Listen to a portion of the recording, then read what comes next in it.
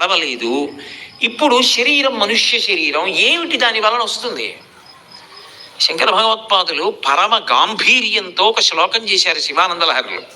అందులో ఆయన అంటారు, నరత్వం దేవత్వం నగవన మృగత్వం మశకత పశుత్వం కీటత్వం భవతు విహగత్వాది జననం సదాత్వత్ పాదాబ్జ స్మరణ పరమానందలహరీ విహారాసక్తం చేత్రు దయమిహకింతేన వపుషా.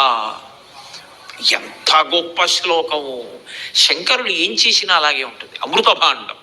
కింతేన వపుష అని అడిగారు.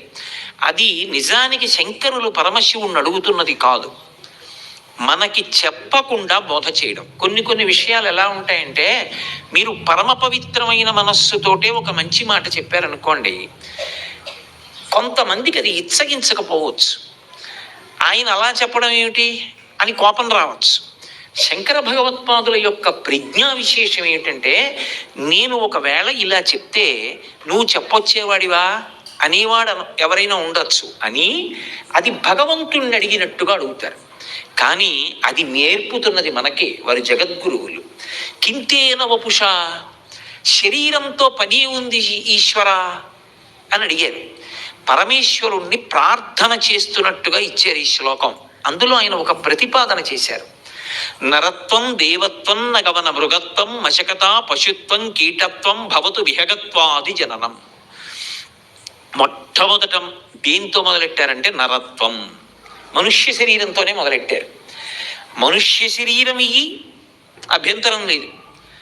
ఒకవేళ ఉత్తర జన్మలో నాకు మనుష్య శరీరం ఇవ్వవా, నాకేం బెంగలేదు శివ, నాకు మనుష్య శరీరమే ఇమ్మని నేను అడగను. దేవత్వం, నన్ను ఏదో ఒక దేవతా పదవిలో కూర్చోపెట్టు అని కూడా నేను అడగను. ఒకవేళ నువ్వు కూర్చోపెట్టావు అనుకో, నాకేం అభ్యంతరం లేదు. నరత్వం దేవత్వం నగవన మృగత్వం, నన్ను ఒక కొండని చెయ్యి, నాకు అభ్యంతరం లేదు. వన, నన్ను ఒక పెద్ద అరణ్యాన్ని చెయ్యి, నాకు అభ్యంతరం లేదు. నన్ను ఒక మృగాన్ని చెయ్యి, నాకు అభ్యంతరం లేదు. మశకత, ఆఖరికి నన్ను దోవం చెయ్యి, నాకేం అభ్యంతరం లేదు. పశుత్వం, నన్ను ఒక పశువుని చెయ్యి, పాశముల చేత కట్టబడిన దానిని చెయ్యి, నాకు అభ్యంతరం లేదు. కీటత్వం, నన్ను పురుగుని చెయ్యి, నాకు అభ్యంతరం లేదు. ఎందుకు అభ్యంతరం లేదంటే ఇవన్నీ శరీరాలు కదా శంకర, ఇదో శరీరం, అవన్నీ శరీరాలు. ఏ శరీరం అయితే ఉంది, కానీ ఒక్కటి మాత్రం ఇయ్యు సుమా. ఏది కావాలి? సదాత్మ పాదాబ్జ స్మరణ పరమానందలహరీ విహారాసక్తం చేద్రు. నా మనసు మాత్రం నేను ఏ శరీరంలో ఉన్నా పర్వాలేదు, నీ పాదార విందముల యందు మాత్రం ఎప్పుడూ భక్తితో ఉండాలి. ఎటువంటి భక్తి? ఏదో ఉదయం పూజా మందిరంలోకి వెళ్ళినప్పుడు మాత్రమే అరగంట సేపు ఉండే భక్తి కాదు. సదా తత్పాదాబ్జ